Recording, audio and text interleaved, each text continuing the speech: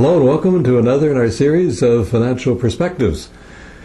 In this show we're going to talk about a number of topics. The HST, the Harmonized Sales Tax. We'll talk about the tax credit for those of us who have done home renovations over the past, well, I guess it's now, how many months did that program last? It's been a year. It's been a year now, basically, huh? Yeah. And I have mine here. We'll talk about that. This is my envelope full of all my receipts. And we'll also talk, of course, a bit about the tax season coming up, which is related to this, of course. And besides that, we want to talk a little bit about the fact that it's been a little over a year since we did our first financial program here on YouTube, and it's been a rather interesting year. Back over a year ago, it was not good news. No. This time last year, everybody was really concerned about what was going to happen, what the future held, and as we all know, we never know what the future holds. But certainly most people are feeling a lot more at ease than they were this time last year about looking at their statements as they're flowing in through the mail. I know my own statement seems to show that there's been a substantial recovery, but this doesn't guarantee this is going to continue, though. Well, of course not. We've pretty much rebounded from where we were, if not a little bit better than that.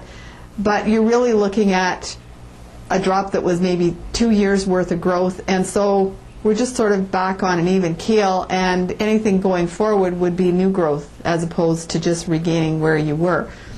And it looks like volatile days still ahead. There's still many question marks around the world, certainly a lot of question marks to the south of us with the U.S., as not knowing how well and how quickly things will come back to a more stable economic environment. So it's important that a person takes profits when we see them and maintains a balanced portfolio.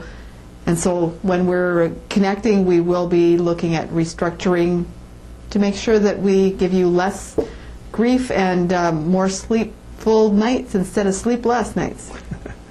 Well, here we are coming rapidly into the RRSP season. Of course, people getting their final contribution in to make sure that they reap all the rewards of the RRSP, but there's also the tax-free savings to be considered as well. So what do you recommend, to put money into the RRSP or to put it into the tax-free savings or to put it into both?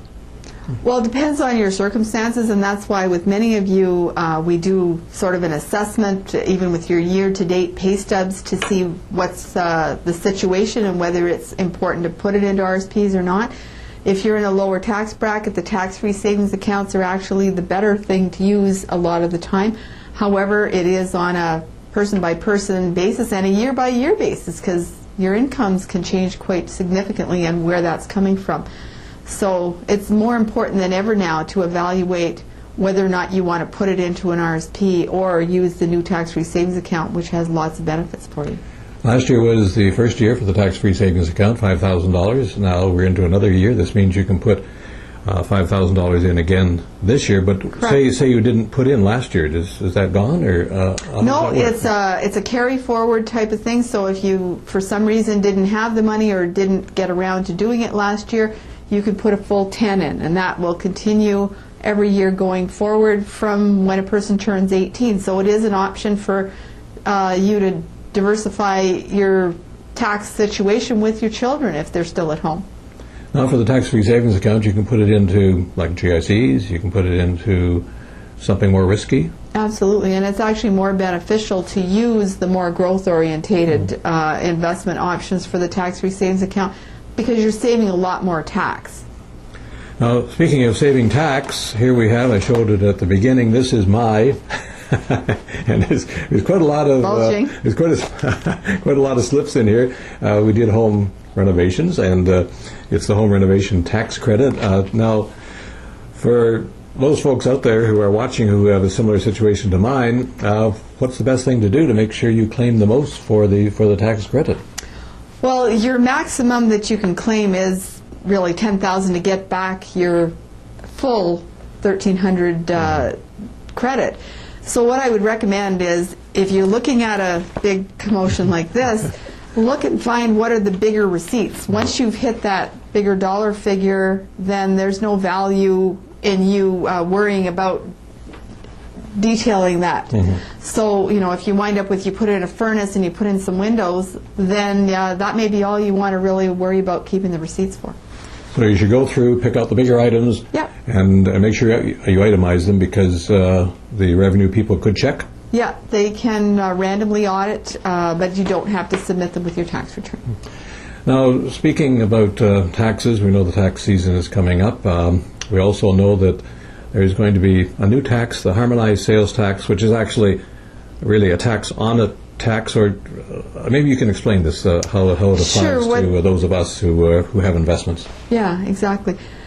The Harmonized tax is, this tax has existed but was more or less buried, and now they're going to put it out in the open for everybody to see. However, it's going to be taxed on things we never saw tax on before. And that's one of the issues that you're hearing. And if you haven't been concerned, it is something you do want to be concerned about. The utilities, pretty much everything you do, you're going to be taxed on now, over and above what you've been seeing before. Now, one of the things that we've never had it paid on or whatsoever was on management fees. So your mutual funds that have management fees, which again you don't see but nevertheless are paying, they're going to add this to that. So it would increase the management fee. It's important that you complain about this to the government. And if it's certainly something that you can do, I believe, through our website. You can get a letter. If you're not sure, you can contact us and we'll give you a letter that you can complain about this, because it's possible that some things, if we make enough noise, it could become exempt. I guess really the main thing is the unfairness of the fact that those of us who are saving for retirement have a tax on our savings, and the government at the same time wants us to save for our retirement so we're not a burden on society, and at the same time they're taxing us. Yeah, and unfortunately as your investments grow, that's part of how the management fee gets calculated. So the more your investments grow, the more tax you wind up paying back to the government. And so speak out. Yeah. So right now, main thing to keep in mind is, of course, that the fact is that the tax-free savings account and the RRSPs, contributions and tax time is coming up too. So make sure you have all those receipts ready for us if you want us to do your taxes as well. Right. Thanks for being with us for this Financial Perspectives. Goodbye for now. Bye.